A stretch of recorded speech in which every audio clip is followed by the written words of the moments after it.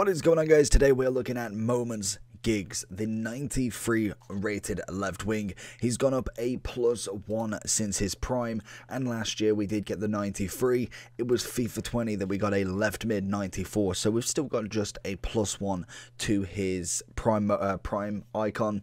It is going to be interesting to see what this guy can do, and I think I found a better position for almost actually the left mid roles. A lot of kind of like Giggs era was very much, in terms of football standards, a left mid that does push forward to attack, but he doesn't translate well in FIFA for whatever reason. The 3-star, 4-star left footed, he doesn't necessarily go up and down and go as a striker as well. He is kind of one or the other. You either get somebody who's really good at kind of just getting down the wing, getting the crosses or the passes across, or you actually get the attacking side of stuff. Very quick, very good at dribbling, manages to get in and does the business. So it's going to be an interesting one to see him as a left mid more than anything. And I think it's a really beneficial position because we've just used Pires, who was fantastic at it. And I'm interested to see if Giggs can do the same. He's coming in at about 478. At the minute, his price is chilling at about 500 on the Xbox. But again, these cards fluctuate so much at the moment.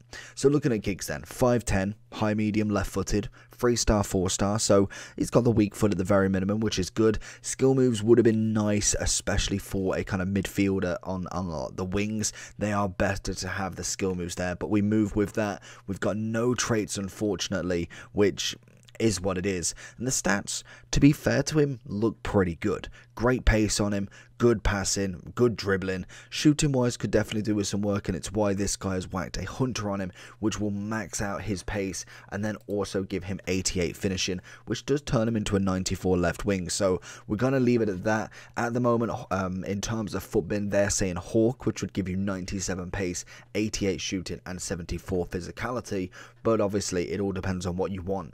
I reckon that's going to be the more beneficial one. Even though you do lose the 2 pace, you're not going to notice that at all. But then you do get the extra jumping, aggression, and physical strength. Whether, again, you're going to see massive difference there is beg of the question, really. But I think in terms of stats, he's looking pretty decent, well-rounded. It will all fall down to his animations. So we're not just going to go into this kind of with a waffle. Jump straight in. See what Giggs can do for us. Right then, let's see what Giggs can do.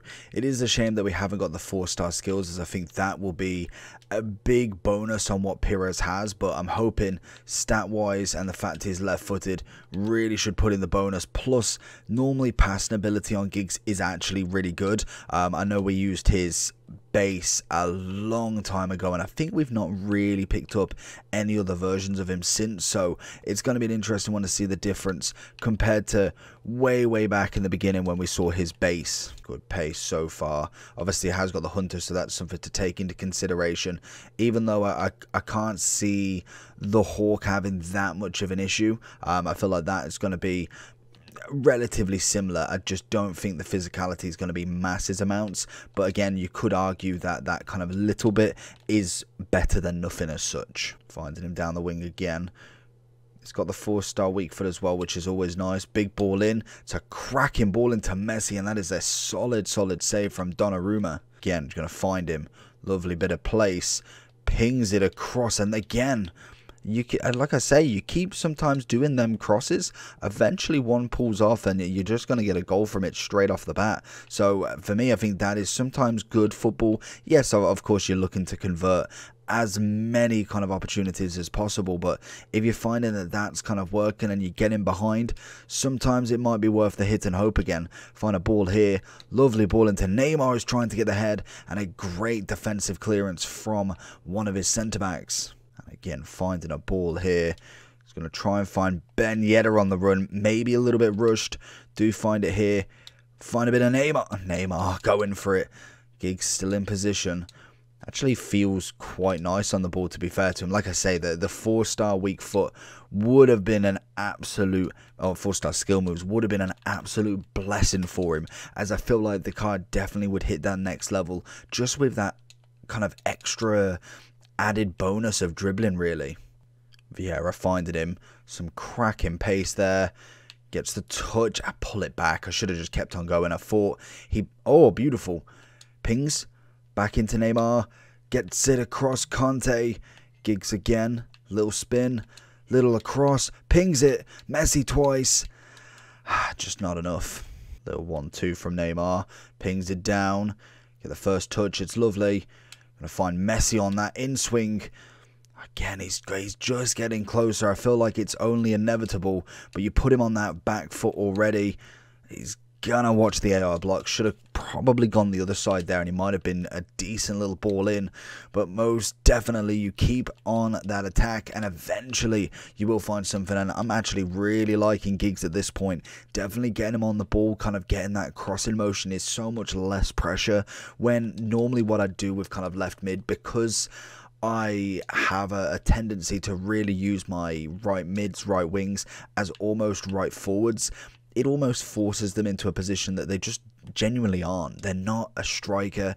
They can obviously strike the ball, and he has got the abilities, as we see here. Oh, pass. Neymar. Into him again. I think we might be offside, but that was play and a half. But you can see it's flowing, it's nice, it's not rushed, it's really just naturally where he kind of is. And I think most definitely a lot of these icon left mids, especially when you look at a few of them, they are not necessarily the all-round sorts of players. Like you see your Ginolas and obviously your Neymars, Mbappe left wings. They can do both. They can play that left wing, left forward role, whereas I think Giggs is more of your left mid. Get the ball in, get it across, and really just kind of play on that assist rather than scoring. And it's only taken me until now to really figure that one out, to really utilize that position. And especially in a 4-4-2, when you've got that sort of extra room down the wing, it becomes so much easier to kind of get the best out of them, because you're not forcing them to take on 5-6 men and then to try and ping it in or obviously shoot against a goalie. Oh, it's a lovely little spin. Can we find something? The only problem is you definitely want to change your tactics so you have more and more people in the box to really overload it, ready to kind of get that header on him. He's pushing really far back here, going for that 1-2. Salah's waiting. There it is. And he's played really well to hold that ball off. Guendouzi, I think it's signature. No, it's wild card. Really good kind of like CDM. Really holds that ball very well. So hard to get around him when he's kind of really positioned in literally the space that you want to go to. Giggs going to take the position. Really slow ribbery spin there. Going to find Salah. He's going to ping it across again into Guendouzi. Finds him behind him. Just no men whatsoever. Tries to ping it into the feet of Ben Yedder instead. And again, the amount of work that he's done and still having so much stamina left is absolutely incredible. Ball after ball. Paqueta. Again, finding him. Going to try and cut in a little bit here now. We see Conte on the edge. Goes for a hit and hope. Can we get the header before the keeper gets back up? No, we just gave able to foul him instead. I wonder, is Giggs still got a foot on him? Power, free kick. He's got a good amount of curve. We're going to give him a go anyway. I was kind of hoping he maybe moved the keeper a little bit. Can we get a bit of a swing on it? Gets the green. Time accuracy definitely off, which is a shame because I swear he had somewhat of a foot. Maybe not consistently on free kicks, but I want to say he's definitely scored a couple in his time. He may be absolutely making that up, but I swear I've seen clips of some. Oh, he's played him on. Gonna get the pass across. Thank you for the assist. Absolutely played that offside trap far too poorly. So we're going into Giggs' overall then. 500k, about 490. As we can see, if we just take a little look on the market, you can see 444, you can see 430, 470. The price is a little bit everywhere. Obviously, it takes a little bit of time to get used to what these sort of prices are. And again, we go through the normal cycle of Monday, Tuesday, Wednesday, Thursday, rewards, different game modes need to be done, any objectives, then more promo packs. It just naturally goes up and down once it's found its kind of minimum. At the moment, they're comfortable at the minimum. I've noticed over the past few days they're kind of chilling now around about the same sort of price, which normally tells you that they've found a balance until something upsets that balance. And more than likely, as we go into the game cycle, there is always going to be something that upsets the balance in a negative way, and then it comes back down. As we find with the gold cards, the negative balance goes, and then you get the pattern of SBCs that positively affect the balance, and then we get negative, positive, negative, and you just find the trend, and that's where people make millions. You can find them trends and identify, you can make a lot of money. If you trade a lot, and if you know roughly any sort of trends with icon moments, if you know trends with a certain player, you again can make millions if you know them trends and can identify them at their lowest point, or at least one of their lowest points, and then you know where to sell.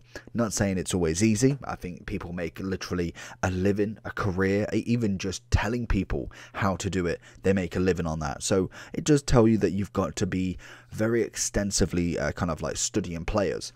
A Giggs is a great one because lower price, which means more than likely people are willing to let him go for that little bit cheaper, because it's not 2.5 million, we're talking 50k cheaper, but obviously the tax is a bit different as well. So that's just kind of naturally what you look at with these sorts of cards, is where the trends are sitting, when the lowest point of buying. Because if I buy right now at his minimum lowest, say I get him for 420, absolute minimum lowest, it's the lowest he's ever been, eventually the negative impact of that balance will catch with him. He'll be 100k, 200k. If we have a look at his moments last year, I don't know if it's going to tell me the price, it's 250. We can see his market price here. Oh, okay, it's not going to show me, but actually, yeah. So we start off the game at 800. We can see him then dipping, and you can see kind of here, it hit an all-time low. Did manage to find a positive then, and then it's just constantly up and down, up and down. If you can find the trend and actually buy them and sell them at these high points, God knows why they were that expensive. You might have needed an objective or something there, but then you can see, and then eventually as the game dies, the card's pretty much done. That is exactly the same with these. Eventually you do find a kind of point where there's no more change to him. It's just the lowest it's ever going to be, and that's it. So if you can identify that and get a better price, perfect. In terms of Giggs in his own right, decent pace, really rated that pace.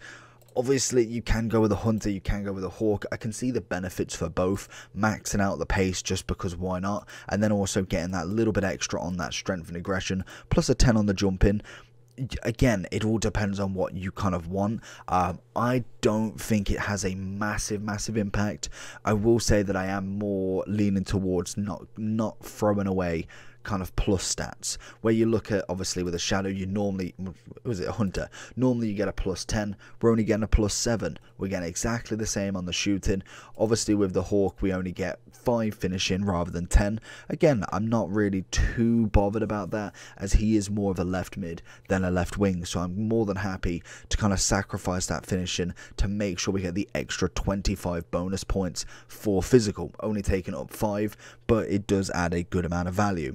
Stamina for him is fantastic. Passing, again, exquisite. We was expecting that from him. Crossing is an absolute delight. We've got a good cut-in if we really needed to. I think really the only card, or the only issue with this card, I'd say, is getting a bit more on his shooting just as an overall, and then the 3-star skill move. Other than that, he gets down the wing a lot, manages to hold off defenders to a degree, manages to get the ball across, his passing's good. It is just them two things, and I think if you got them right, the card is actually decent. I think the pace really surprised me, even though it does go to 97 or 99. Sometimes cards don't feel that quick, whereas I think most definitely I'll give him a very good rating for that. I think he played the game wonderfully, managed to get the ball a hell of a lot. Stamina really worked out well for him because he still had some decent amount of stamina, kind of at least 3/4 into the game, so that is always a bonus. I think the biggest thing with the likes of Giggs, the likes with Pires, Hadji, the players that you are going to stick on left mid that necessarily are not the quickest players in the world, is to just take your time with them. I think it's one thing that I explained in the video, that is the way to do it, and it really works well. I saw it working well with Pires, I saw it working well with Giggs, so it's just an extra way of kind of utilizing and using the cards to their full potential without going and sticking them in your team and expecting them to play as good as your Ginola, as your Neymar, because they are a totally different card. Overall for Giggs, I think I did enjoy playing with him, and I think Pires got Oh, I can't remember what Pires got. I think he got about 8.7, 8.9. I actually think I prefer Giggs. The only thing Pires has over him is that 4-star skills, but Giggs definitely felt faster and a little bit better on the dribbling. I think the passing was a massive thing as well. Both very similar cards, but I think for me the pace side of stuff really helped him out, and because I am playing him more as a left mid that crosses, I don't necessarily need loads of skills. It's nice in certain areas, but I can definitely get away with it. So overall for me, I think Giggs is coming in at a flat 9. Really enjoyed playing with him. Still got a few left mids to go, and more than likely his price will drop a little bit more as we go through the game cycle and more promo packs do get opened, because at the minute they're still on limited supply, demand, all of that good stuff until we've got a decent amount of weeks into the game with these moments in packs. So let me know down below what you think. Let me know if you've packed any moments right about now, and make sure if you are not, subscribe and like on this video. Peace.